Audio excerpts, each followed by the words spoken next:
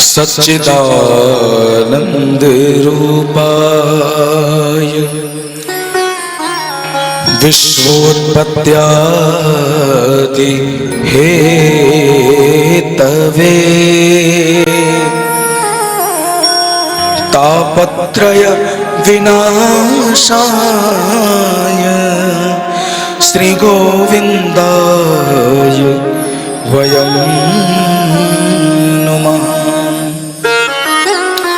यं प्रव्रजन्तमनुपेतमपेतकृत्यं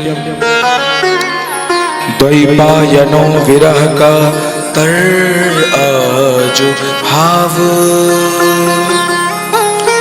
पुत्रेति तन्मयतया तरवोऽभिनेदोस् तं सर्वभूतहृदयं मुनिमानतोऽस्मि।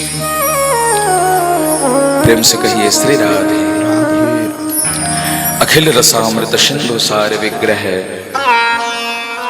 स्वयंभू भगवान श्री राधा रमण लाल को अपने केंद्र बिंदु में धरते हुए आइए अविलंब श्रीमद् भागवत महापुराण में प्रवेश करें और इधर उधर की फालतू की चर्चा न करते हुए मूल जो श्रीमद् भागवत महापुराण का सब्जेक्ट है, विषय है, जो मूल श्रीमद् भागवत महापुराण की महात्मा की कथा है, उस पर आइए चर्चा करते हैं। श्रीमद् भागवत महापुराण संहिता जो कि श्री वेदव्यास जी महाराज के संतोष का हेतु है। 17 पुराणों की रचना क्रमशः करने के बाद भी श्री वेदव्यास जी महाराज को संतोष नहीं हुआ। तब देवर्षि नारद के उपदेश करने पर श्री वेदव्यास जी महाराज ने श्रीमद् भागवत महापुराण की रचना करी और तब जाकर के असंतुष्ट वेदव्यास जी महाराज संतुष्ट हुए। और श्रीमद् भागवत महापुराण की रचना से पूर्व श्री वेदव्यास जी महाराज ने श्रीमद् भागवत महापुराण के प्रारंभ से पूर्व श्रीमद् भागवत के महात्म्य की रचना करी है, जो कि 6 अध्यायों के अंतर्गत बताया गया। श्रीमद् भागवत महापुराण का महात्म्य 2 पुराणों से उद्धृत लिया गया है। एक पद्म पुराण जो कि आप श्रवण करेंगे, एक ब्रह्मवैवर्त पुराण। श्रीमद् भागवत महापुराण का जो महात्म्य पद्म पुराण अंतर्गत है, इसमें सर्वप्रथम श्री सुखदेव भगवान ने राजर्षि परीक्षित को कथा श्रवण कराई और सुखदेव जी महाराज की ही सभा में बैठे सूत जी ने चुपचाप कथा सुन ली और श्री सूत जी ने शौनकादि महात्माओं को श्रवण करा दी। लेकिन ये तो पद्म पुराण अंतर्गत है। श्रीमद् भागवत महापुराण का महात्म्य जो ब्रह्मवैवर्त पुराण के अंतर्गत है, उसमें श्रीमद् भागवत महापुराण को सबसे पहले गिरिराज गोवर्धन की तलहटी में श्री वज्रनाभ जी महाराज ने उद्धव जी महाराज को श्रवण करवाया। वज्रनाभ उद्धव के संवाद को ही श्रीमद् भागवत का महात्म्य कहते हैं, जो गिरिराज गोवर्धन में हुआ था। हम अगर ऐसा कहें तो अतिशयोक्ति नहीं होगी कि जो सूत जी महाराज के द्वारा श्रीमद् भागवत महापुराण का महात्म्य लिया गया है, वो भक्ति ज्ञानमय है। और जो उद्धव जी महाराज से युक्त श्रीमद् भागवत का महात्म्य है, वो भक्ति ज्ञानमय नहीं, वो भक्ति से भी एक कदम आगे, वो प्रेममय है। सूत और शौनक का जो संवाद है, वो तो श्रीमद् भागवत भक्ति ज्ञान यज्ञ, श्रीमद् भागवत भक्ति ज्ञान यज्ञ। लेकिन उद्धव जी जहां जुड़ गए ब्रह्मवैवर्त पुराण के अंतर्गत, तो उद्धव जी हैं, तो वहां पर श्रीमद् भागवत महापुराण भक्ति ज्ञान यज्ञ नहीं, श्रीमद् भागवत महापुराण कृष्ण प्रेम यज्ञ। प्रेम से कहिए श्री राधे।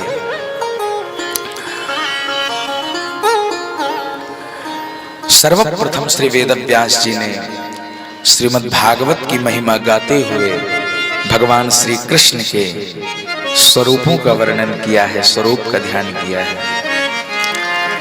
सच्चिदानंद रूपाय विश्वोत्पत्त्यादि हेतवे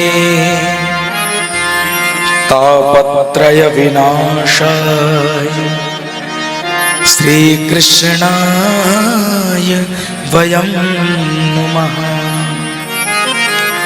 कैसा वर्णन किया है? बोले सच्चिदानंद रूपाय। हम जिसका वर्णन करने जा रहे हैं वो कैसा है? तो बोले सच्चिदानंद। वो सच्चिदानंद है। सच्चिदानंद में मुख्य रूप से 3 शब्द हैं, एक सत, एक चित और एक आनंद। यदि सहज भाषा में आपसे बताऊं तो सच्चिदानंद क्या है? सत्य कहिए जो विनिसय नाही, चित चैतन्य सकल घट माही।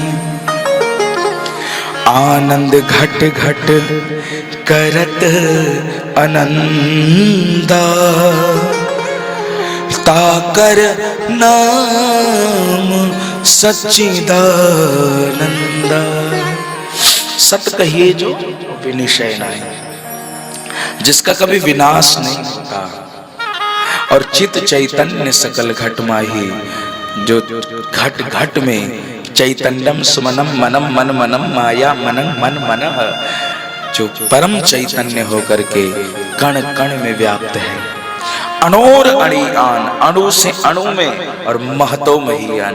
किसी ने मुझसे कहा महाराज आप बड़े गुण गाते हो श्री ठाकुर जी महाराज के, बड़े गुण गाते हो श्री बिहारी जी महाराज के, आप ये तो बताओ बिहारी जी दिखते कैसे हैं, ठाकुर जी नजर कैसे आते?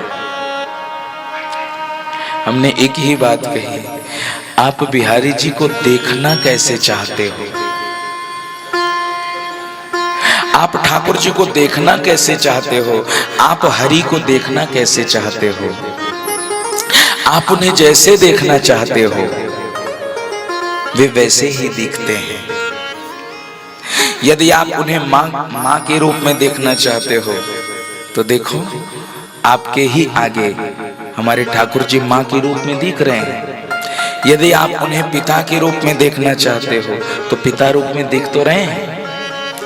यदि आप उन्हें भाई के रूप में देखना चाहते हो तो देखो दिख तो रहे हैं। आप जिस रूप में उन्हें देखना चाहते हैं आपको उसी रूप में वो दिखते हैं। और चौथी बात, तीसरी बात कही, आनंद घट घट करत आनंदा, ताको नाम सच्चिदानंदा।